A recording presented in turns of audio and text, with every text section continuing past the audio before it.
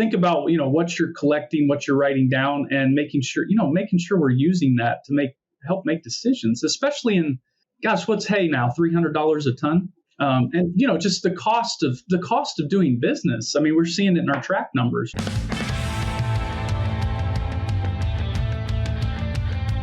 Welcome to the Beef Podcast. I'm one of your hosts, Brandy Buzzard, and it's my pleasure to bring you the trending issues and topics with the best and brightest minds of the beef industry.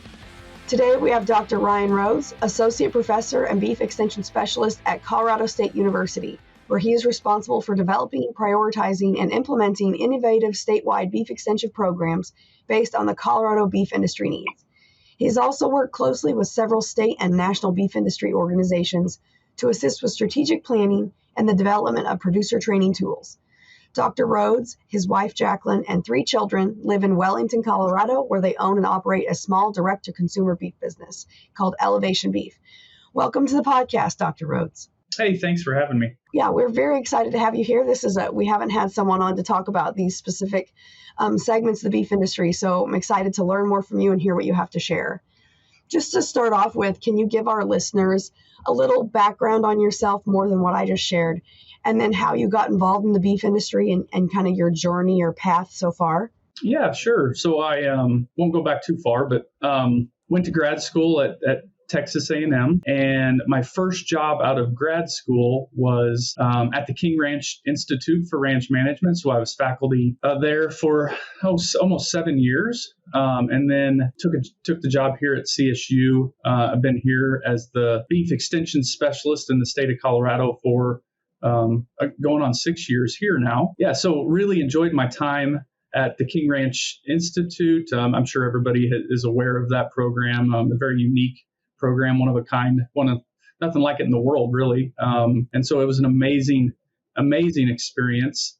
And so learned a lot about, systems and large ranching, and got to rub elbows with some of the brightest minds and managers in the country. And yeah, so brought some of those skills and skill sets to CSU here and trying to do some things in Colorado. And then I guess I should say, we also, you mentioned it, but we also, as soon as we moved to Colorado, we started a direct-to-consumer beef business. And so we sell quite a bit of beef down the Front Range of Colorado, and we ship all across the country. We do a Wagyu Angus program, and so that's been a lot of fun too. So I figured if I was out telling producers, kind of how to do things or giving suggestions, that I better do it myself too. So we jumped right in and have really grown that business quite a bit. So, well, that is a fair point.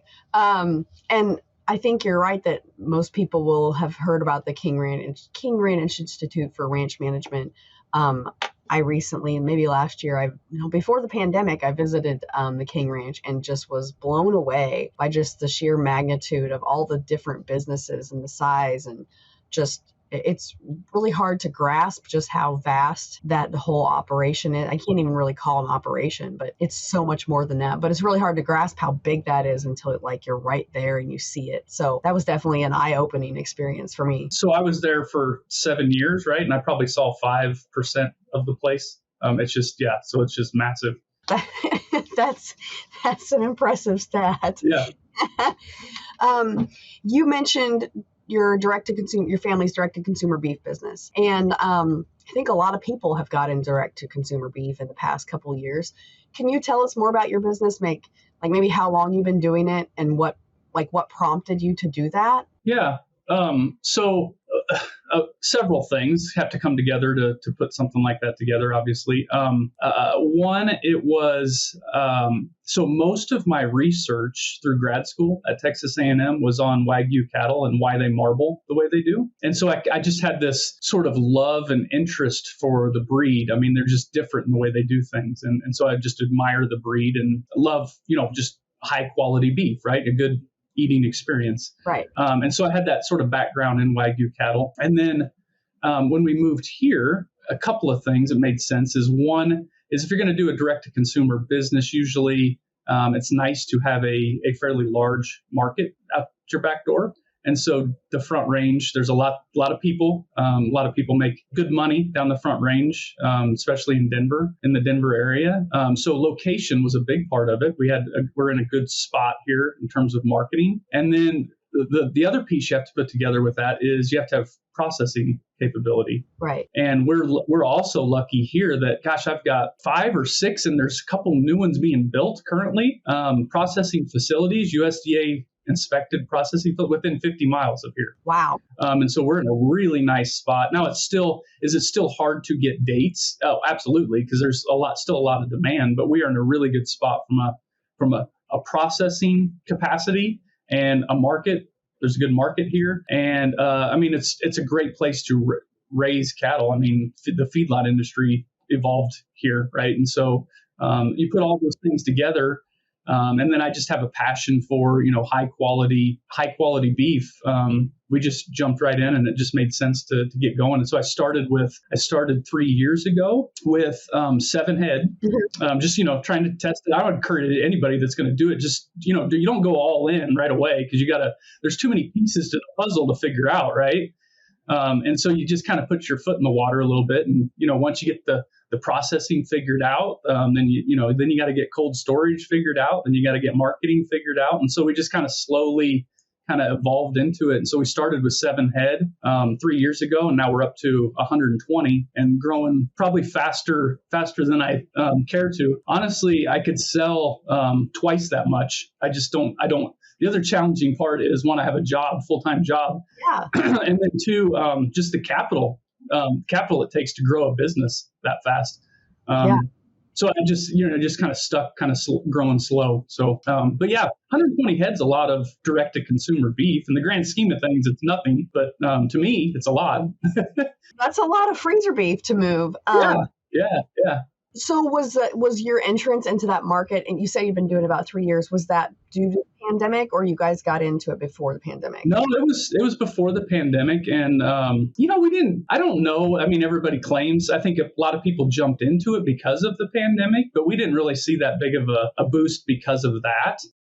Necessarily. We started as, and this is interesting because everywhere I go, this is what people want to talk about too, right? Because I was at a conference the other day giving a presentation. We got to this point, and there was 50 people, and I said, raise your hand if this is of interest to you or you already do it, and every hand in the room raised. Wow. Yeah, and so this is everybody's interested in it, but it is I would encourage you to do your research, because it is a challenge. It is a puzzle to put together. Every day my phone rings with some bad news, right, of something. And so you just have to be prepared for all that. So no, it wasn't pandemic. We started as selling quarters, halves, wholes. And that's how I would encourage anybody to start, right? Because one of the biggest challenges, I can sell steaks all day long. Right. But it's the trim. It's the other 60% of the carcass that's hard to get rid of. And if the person that figures that piece out wins this game. And so it took us a while to figure that out. But selling quarters, selling whole beef, solves that problem initially. Yeah. Because you get rid of everything.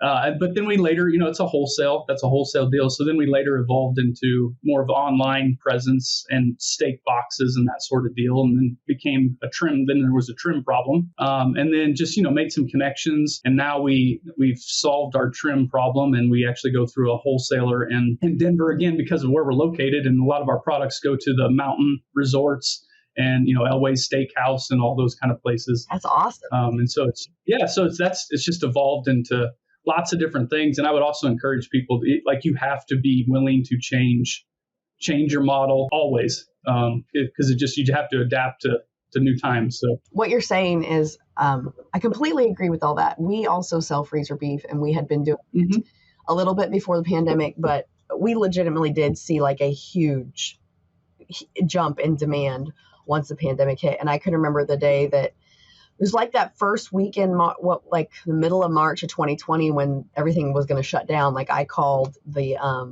remember going to the grocery store and seeing that people had already freaked out and were hoarding things besides just toilet paper. And so I got home and I called our butcher on that like the following Monday and got as many appointments as I could. And ours has grown since then. We do not sell the cuts the way that you do. We have not wanted, I also have a full-time job, and we have not wanted to like jump to anything more than the halves and the quarters and the wholes. But we've definitely seen an increase in that demand, and it's stayed on now that we're kind of transitioning out of that, out of the pandemic. But it is, it's a whole different business than raising cattle for, for selling bulls or something, or for the commodity beef. Like, it is a different bear with different marketing strategies and things like that. And so, like, we could sit here and talk for an hour about that, and I would love that. But that's what I tell people is, like, if you think about getting into this, it is a different, I mean, we all know how to feed cows, right? That's what we do. But this is a whole another skill set that to be honest, most ranchers just don't have in their back pocket, right? For instance, and I tell everybody this too, that one of the smartest, so how I went from 7 to 120 fairly fast, was the smartest thing I ever did was partner with somebody that had, their expertise was marketing. They knew nothing about cattle. I don't need somebody to help me feed cattle. I know how to do that. Right. What I needed was somebody to help me with marketing. Right. And so that's the biggest piece of the puzzle is, we're classic. We'd get caught in the day-to-day stuff. We like to fix the fence, or we like to, go break ice or whatever. It's just the day-to-day stuff. And the key to this business is the marketing. Yes, absolutely. And so I would encourage folks to, if you're going to, go partner with somebody that doesn't do the same thing as you, right? They're good at something else. And so that's really how you grow a business. So that's great advice, because you're exactly right. We get not even only in the freezer beef, but like in our ranching enterprises, we get kind of focused on feeding the cows. So like the stuff that has to be done every day. And there's other things that have to be done to grow any business. And it's hard to get out of that cycle or to think outside of that. So you mentioned some advice is that, like, partnering with people who have different skill set strengths. Like, what has been you said capital has been a challenge. Has there been anything else that's been a major challenge? Like, how many are you sending 100 and some head to the same processor? Or are you having to spread it out because you just have so many that you can't get enough spots? I mean, every step along the way has been a challenge at some point, right? And so, start with processing, but start with genetics at the very beginning, right?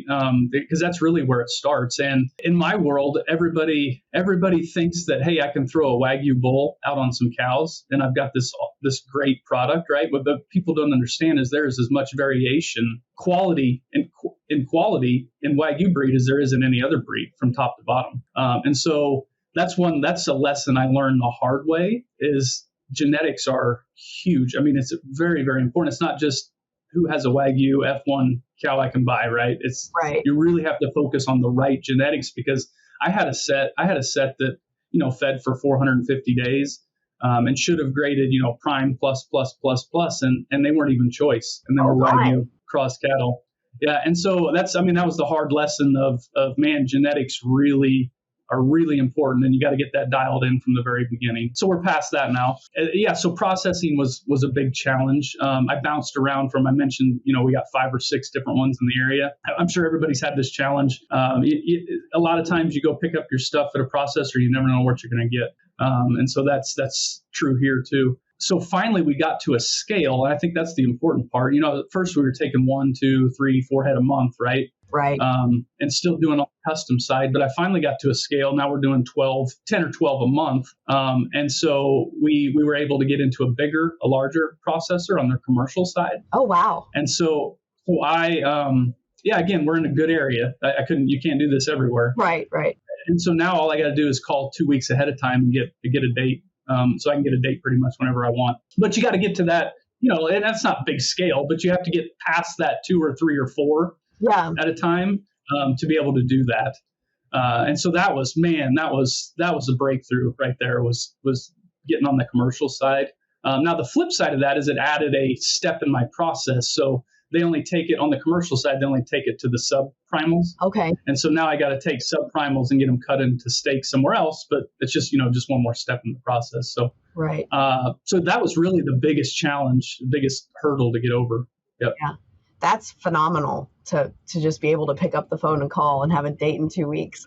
It's not quite that easy, but it almost. Yeah. Well, yeah, but like as a contrast, we really have amped up how much we do. I bet we probably do 20 head a year, which is a lot for us because we, like I said, when we got started doing this before the pandemic, we were maybe doing like 4 a year. And so 20 is a big jump. But I set a calendar reminder. So on January 3rd, the first business day of every year, I call and reserve spots, not for that year. So like I already have all the 2023 spots. I did that last January. So like January 3rd, I will call and I'll do all the January 2024, like all 2024, because I love our local butcher. They're awesome, but it's like a small local butcher, right? And so they fill up in no time. And so they'll let me do like the first 6, sometimes let me do the first 6 months of the year, and I have to call like on June 1st to do the last 6.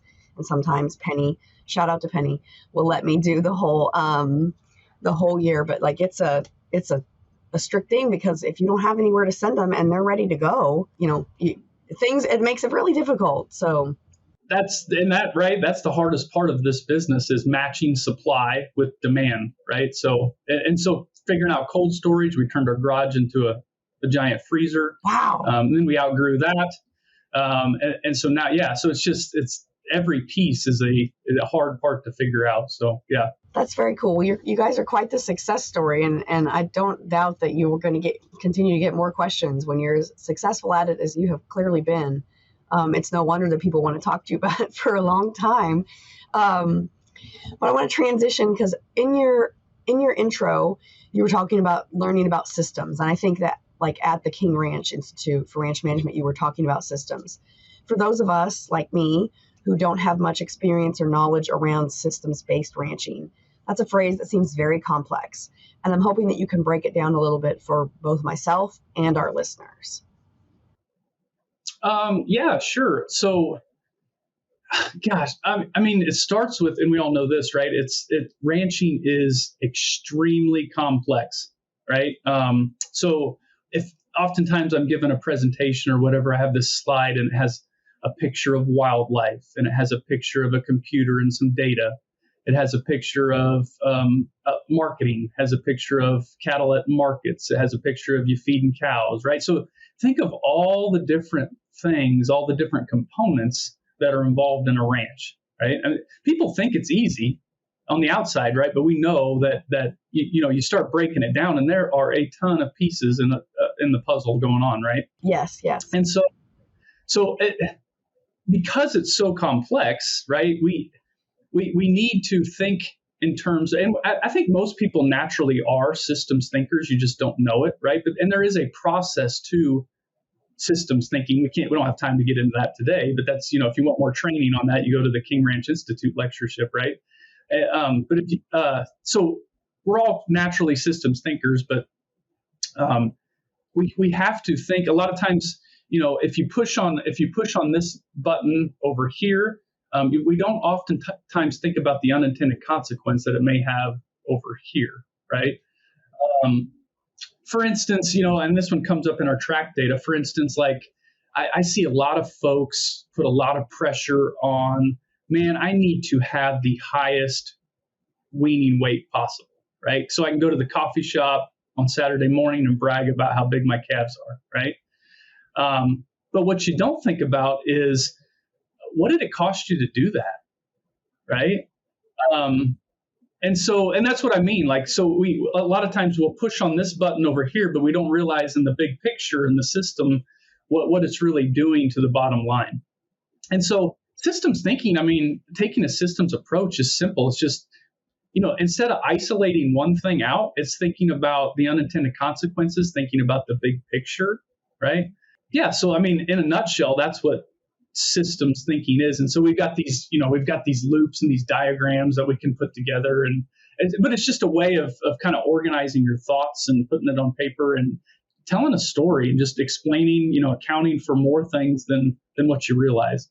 And so, yeah, that's probably not a very good definition of it, but ranching's complex, and we need to think in terms of systems and how, if I do this, how does that affect the big picture, right? Is basically what we're talking about. Right. No, I think that makes perfect sense, because while you were talking, I was thinking about like 3 things that you had talked about with freezer, like the direct to consumer business, that were an example of that. So like you were mentioning that you got up, that you upgraded it basically to like the commercial plant, and that was great. But like pushing that commercial processing button, then you had to take it like the not consequences, the wrong word, but the outcome of that was take the subprimal somewhere else to get cut. So like that, I think that when you lay it out like that, that makes perfect sense.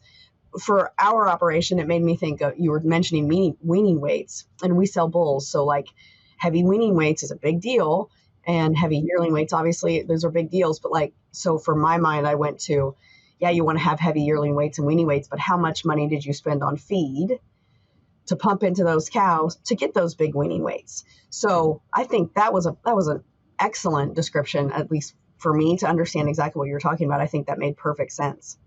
Okay, so Dr. Rhoades, when you were discussing the systems-based approach, you mentioned TRACK that you've done there at Colorado State, which is the total ranch analysis for Colorado. Can you speak more about that analysis and research? There were a lot of outcomes of that kind of surprised me, but could you give us some background on it and maybe what was the biggest takeaway for you? Yeah, so most of the listeners maybe have heard of a program called SPA, Standard Performance Analysis. It was developed by NCBA, the IRM program back in the mid-90s.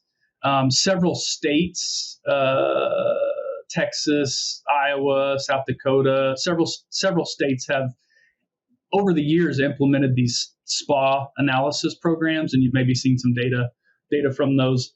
I learned about it when I was in Texas, and a colleague, Stan Beavers, ran a very successful program in Texas, New Mexico, and a little bit in Oklahoma. He probably had the largest kind of ranch-based data set that there was. He did it for 20 plus years. So anyways, the standard performance analysis was developed. It's been used over the last 30 years here and there.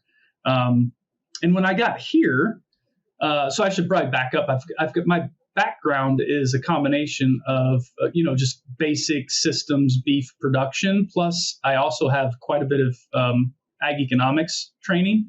And so I'm always looking for ways to merge those two things. And, our ranch analysis program that combines financials and production is a just, great way to do that. And so that's kind of my skill set to begin with. And then when I first got here, we did a needs assessment with producers in Colorado. And so we sent out 3,000 surveys and got back almost 1,000 of them back. So we got some really good data back. And so I should also back up. There's one of me in this state as a beef extension specialist. And so like if Nebraska, for instance, there's 20, 30 of them, right? Kansas, same thing, right? And so this is a big state. We have 13,000 producers. Beef is an important thing. And so when I got here, there's 9 million different things you can do to help these folks. And so we thought, hey, let's ask them what's really important. And so we got that data back, and a couple of things came out of that. One was it was very clear that they know how to feed cows. They don't need help with that, right? What they really need help with was the financial part of the business. So business management, it was clear that was the number one priority of producers across our state. Financial meaning, cash flows, cost of production, just things like that. Debt, whatever, financial related things you want to talk about. So just help with business management.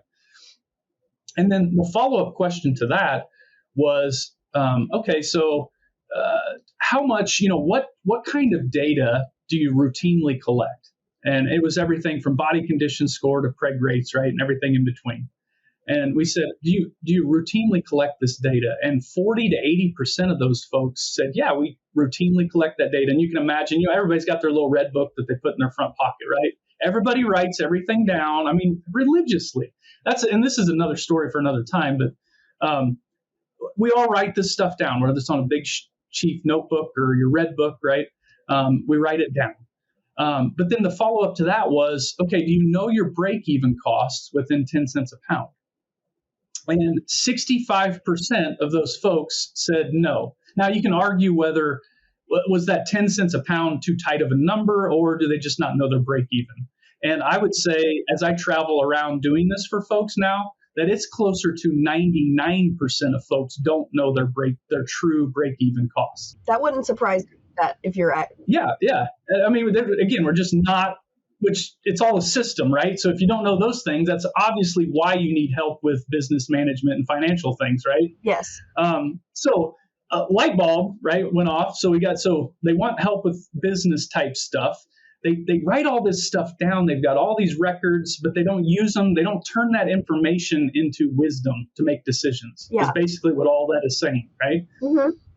And so we're like, hey, there's a program that kind of does this for folks, right?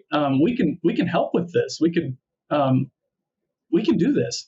And so that was one thing. And then the other thing is when I first got here, I'm traveling around talking about production and financial numbers with producers, and I'm using Texas-based numbers. So I'm going back to Stan Beaver's work in Texas. That was really the best benchmarking data there was out there.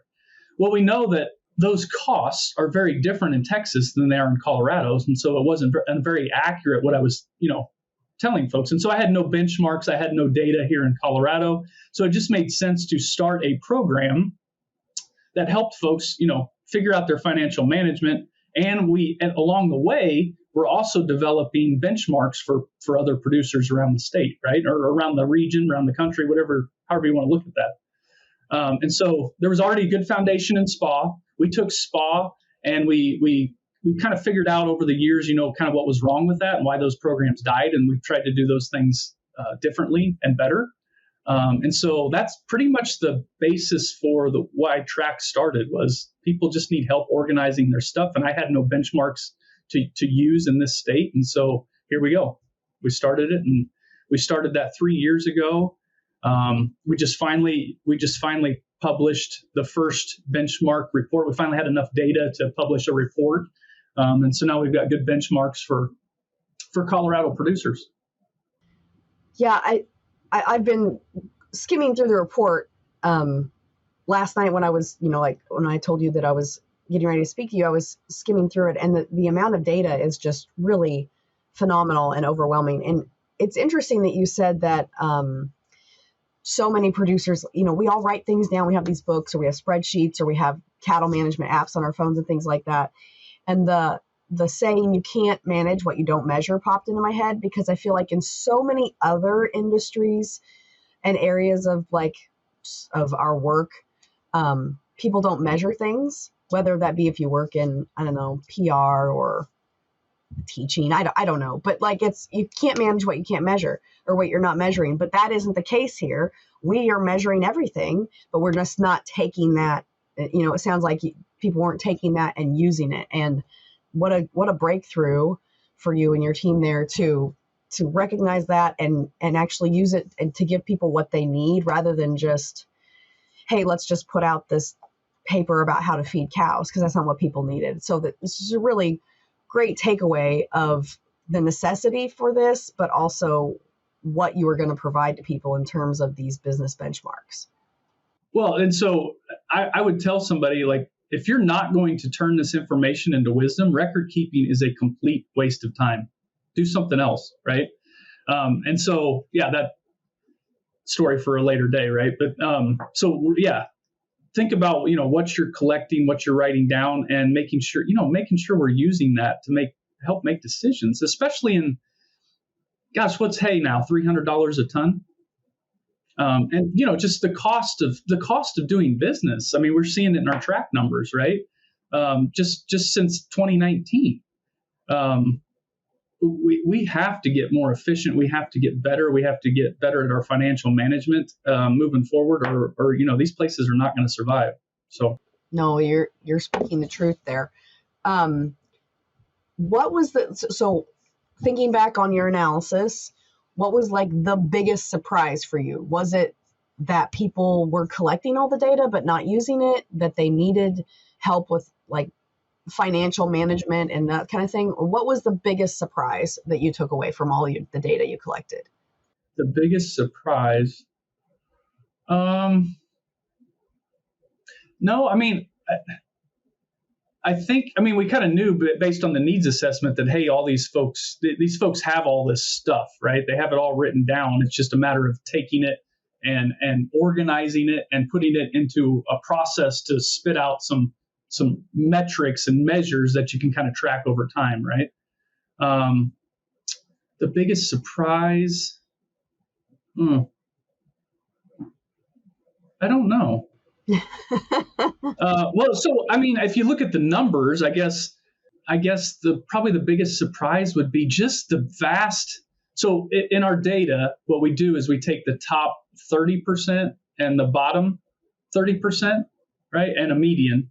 And so I guess maybe the biggest surprise is just the vast difference between the for whatever metric you want to talk about, the vast difference between the top 30% and the bottom 30%, whether that's profitability, whether that's the difference is just enormous. And I guess I wasn't expecting that big of a difference. Right. But it also, I mean, that suggests that, man, there's some folks that have got this figured out, doing things right. And there's folks that, man, there's a lot of room for improvement, which is okay, which is a good thing. Yeah. Yeah, I could see how that would be shocking to see those numbers between the top and the bottom and the big between. Yeah. Based on the track data or just your own personal opinion. Let's go with your own personal opinion. Knowing all that you've done with working at the King Ranch Institute for Ranch Management, as well as your work at Colorado State as a beef extension specialist, what, in your opinion, is the biggest challenge that cow-calf producers are facing today? Or maybe not that they're facing, but the biggest challenge to cow-calf producers? So, and this kind of ties into, I'll say this is a challenge, but also I would say the biggest difference between that top 30 profitable group and the bottom 30 profitable group. So a challenge for some, and it's different for everybody, right? The challenge is different for everybody. Back to that complex system and that big puzzle that we're trying to put together here. The biggest difference I see is, especially here in Colorado, and we've been through some historic droughts over the last 20 years, is really matching stocking rate with carrying capacity and making sure that you're fully. I mean, I got to be careful here because I'm not suggesting people overgraze, right? That's not all what I'm saying, right? Because we have to protect our resource base. But I see a lot of folks that are challenged with just maintaining, the appropriate amount of inventory, whether that's cows, whether that's stockers, just fully utilizing their resource base at the time. And the challenge because of these weather patterns, right? And so we're always, if it's too dry, we're liquidating cows. And then how quickly do you come back from that when it does start raining? And so the biggest difference I'm seeing in profitable versus non-profitable are the folks that are appropriately stocked to their carrying capacity. Those are the folks in the top 30% usually. And there's a ton of reasons for that. And the biggest one is, and I don't know how far you want to go down, but the biggest one is this idea of, again, we're back to ranching. What is a ranching business? We have a lot of stuff. We have a lot of assets. We have a lot of fixed overhead costs, right? This is the thing people don't understand.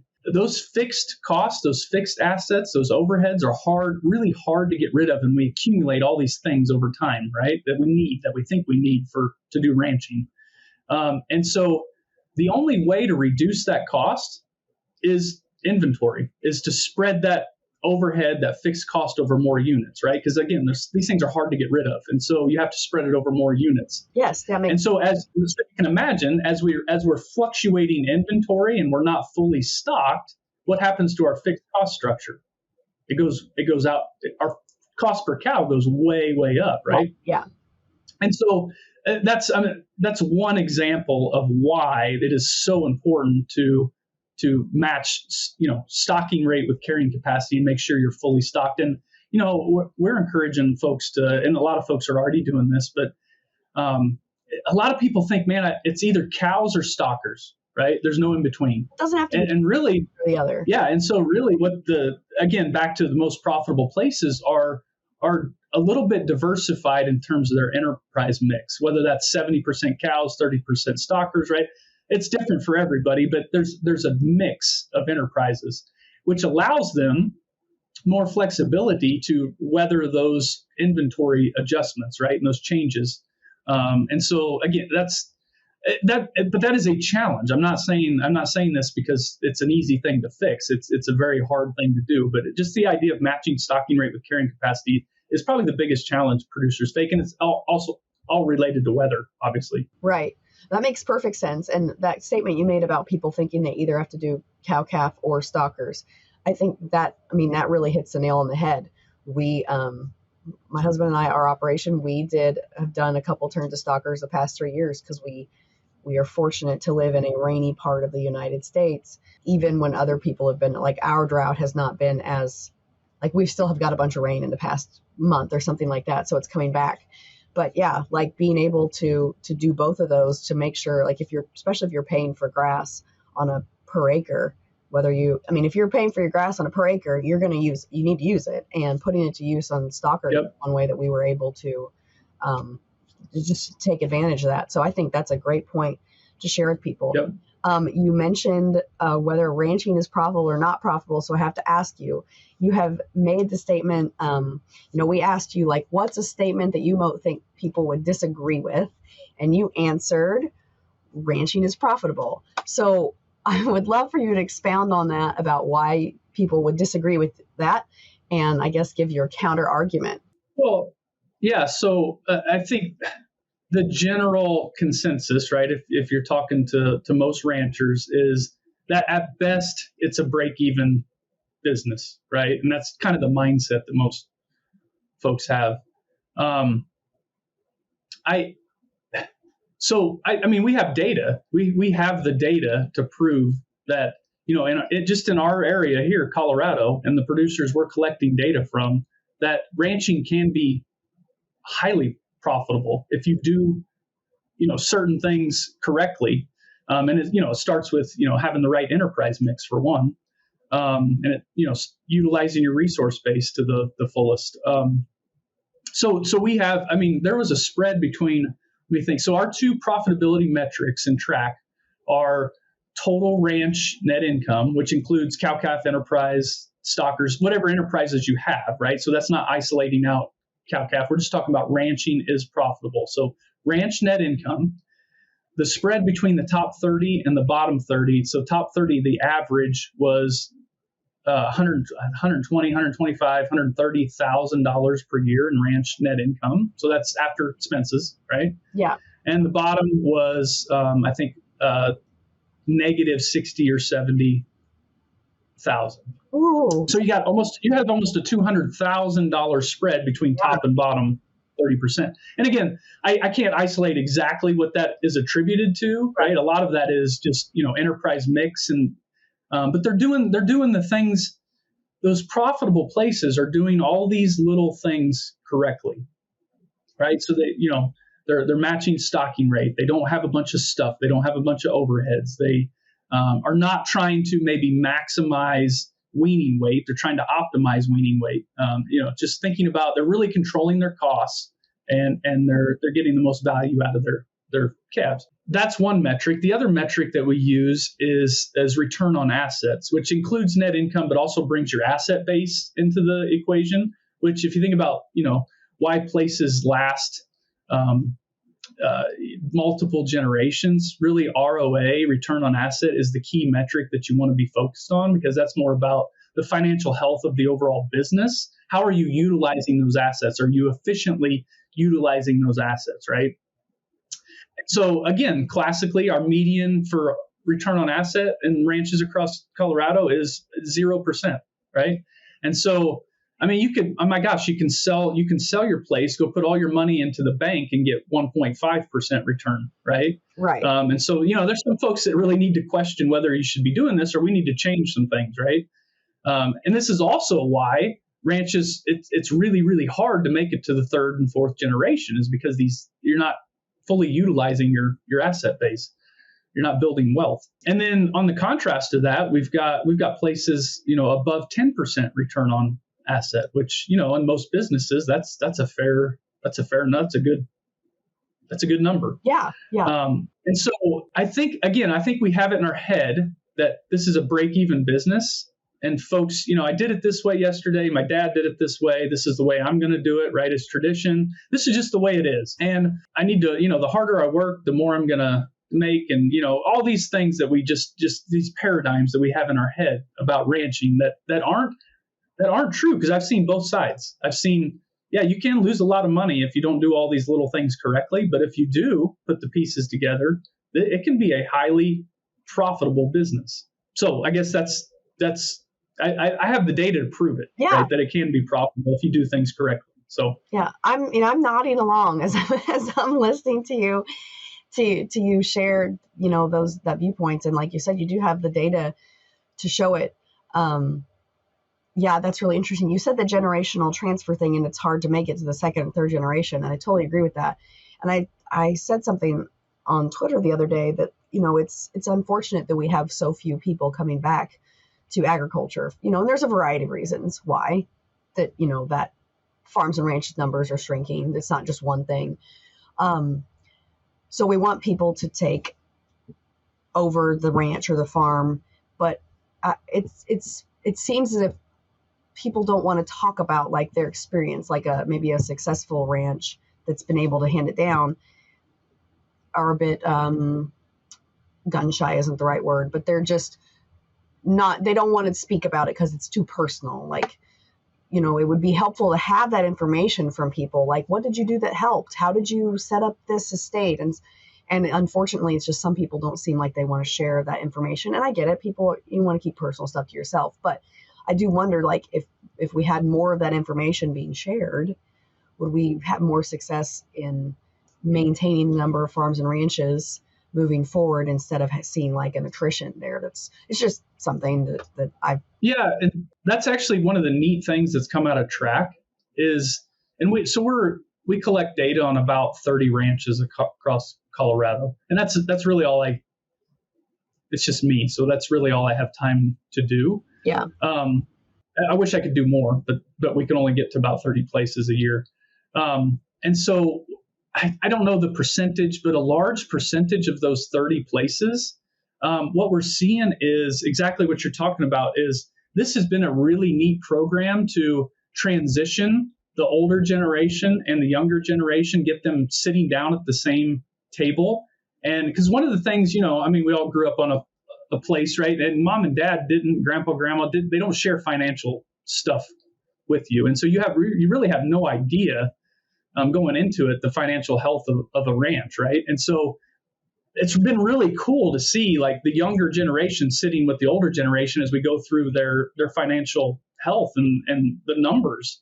Yeah. And it's really been a great learning experience for them. And these younger kids have great ideas too, right? Yeah. And they have all this energy and all this excitement. And so it's been a great way to sort of have those conversations, is to really sit down and analyze the data and look at the numbers and have those conversations. So that's been a neat part of it.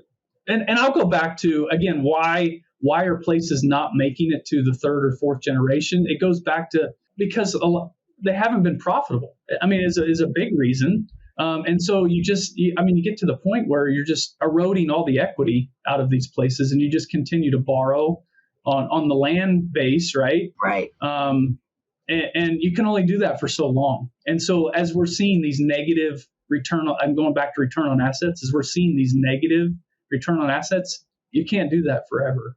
And that's why these places disappear. It's not really a want from the younger generation. I think they want to, but it's not possible. Yeah. And I wonder how much that financially. Yeah. I wonder how much that could be remedied though, if those conversations are happening, sitting down at the table, like what you're talking about. Yeah. And having those. Exactly. So if we can fix it now, or if we can make some changes now, they're better positioned to survive. Absolutely. That's great. Good stuff to talk about. Well, so we covered a lot of things. We've talked about track and systems-based ranching, and we've talked a lot about the direct-to-consumer beef business. Is there any thing that we haven't covered that you want to speak about before we get into, like, we've got 3, I'll say, rapid fire questions that we ask every guest at the end. Is there anything that you want to talk about before we go into those rapid fire questions?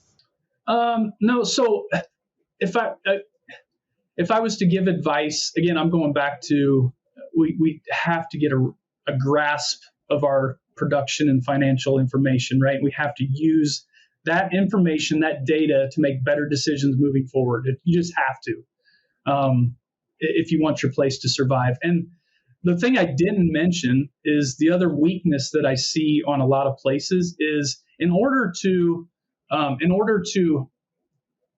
accurately analyze the information, we have to have a good ranch accounting information system set up from the very beginning. Yep.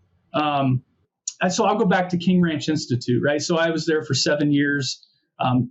Accounting was a huge part of that program. Right? The students going out of there, they all took accounting class. We had accounting lectureships. And I see it now. I see the value of that now. And if you ask, I don't know, there was 30 or so graduate students that went through the program while I was there.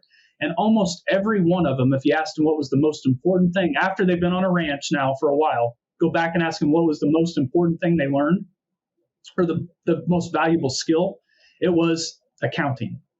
It was setting up a good ranch accounting system makes all of this so much easier, right? So you have good data to analyze. It's accurate. You can make good decisions.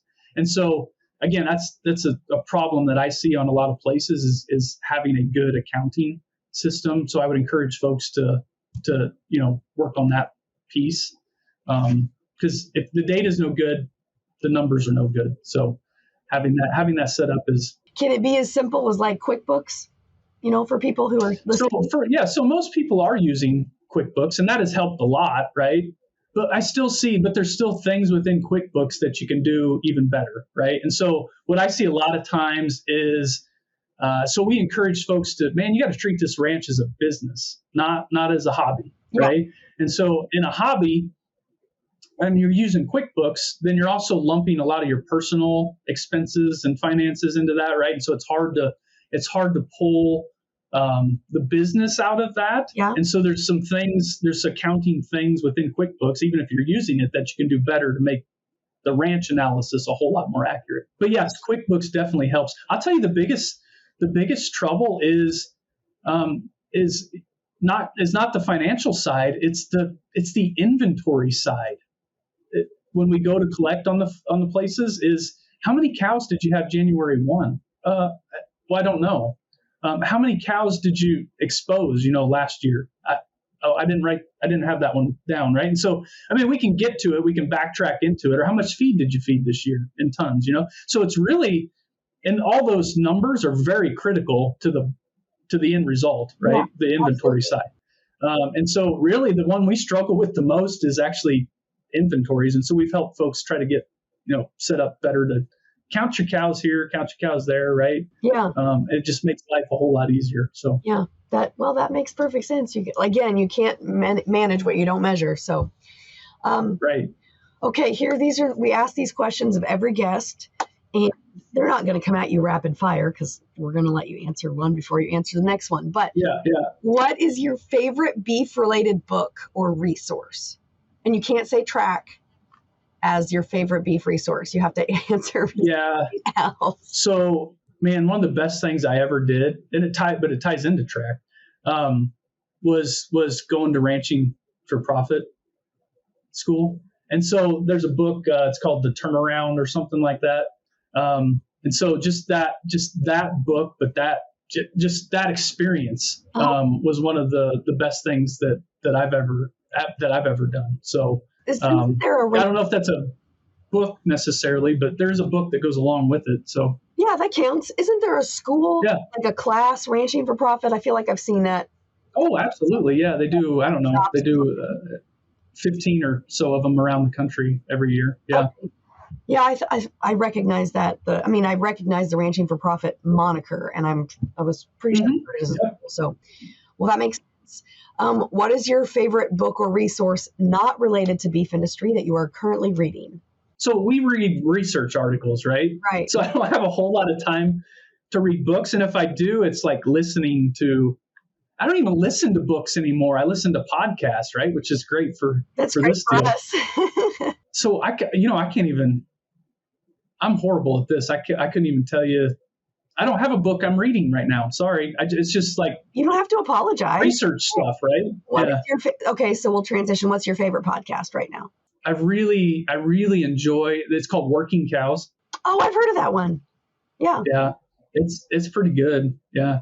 And I guess they're 4 or 5 years into it now. They got a ton of episodes and whatnot, but man, they bring some really good guests on, and so out of the box kind of thinking stuff. And that's the one I would turn to. Yeah. Okay. We'll have to check that one out. Okay. And the last question is, what trait do you find admirable in others that has helped them reach success? Gosh, there's probably not one. And this is something I preach a lot too, and I see it. In so there's a difference between excellent managers. I'm going to keep it ranching related, right? A difference between excellent managers and good managers. And one of them is this idea, and I'm going to go back to systems sort of thought processes too, is just this idea of adaptability, right? Not getting stuck in your ways. What worked yesterday is not going to work tomorrow, and being willing, open-minded to change, because we have to in this industry. You have to evolve. And so that's really a big difference between a good manager and an excellent manager is just this willingness to adapt to whatever the circumstances, right? I think that is, you mentioned that earlier in the interview, like having to adapt or change is like a crucial thing. And I mean, you always have to do that. I don't remember verbatim what you said, but I actually made a note of it while you were speaking, having to change. And it's such a unique thing in our world too, because people don't like to do that in our world. And so that's, if you are of that mindset, it's a game changer. Yeah. Well, I mean, they always talk about early adopters are the most successful. So that's maybe not the most successful, but it's a really interesting point to bring up. Well, that is all we have for today for you, Dr. Rhoades. I want to thank you very much for joining us here on the Beef Podcast Show. If people want to find you or learn more about Trek or your direct-to-consumer beef business or anything like that, where can they do that? This is your chance to share your social links and stuff like that.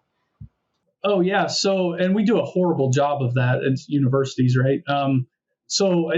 Email is always the best way. And so my email is just ryan.rhoades@colostate.edu. I don't know. That's probably the best way. I don't know of another. Okay. Yeah. And if people, I'm not going to put a plug for my beef business. So that's okay. So if you would like to learn more about Dr. Rhoades' Elevation Beef, you can find. Oh, there you go. You can find that at Elevation Beef Co. On Instagram. Are you also on Facebook? Yes. Okay, so you can find Elevation Beef Company on Facebook and Instagram if you're interested in learning more about that. Again, thank you for being here with us and sharing your vast expertise. We covered a really wide range of topics, so I'm excited for our listeners to learn more. Thank you again for joining us, and if those of you listening in, please join us next week for more on the Beef Podcast Show.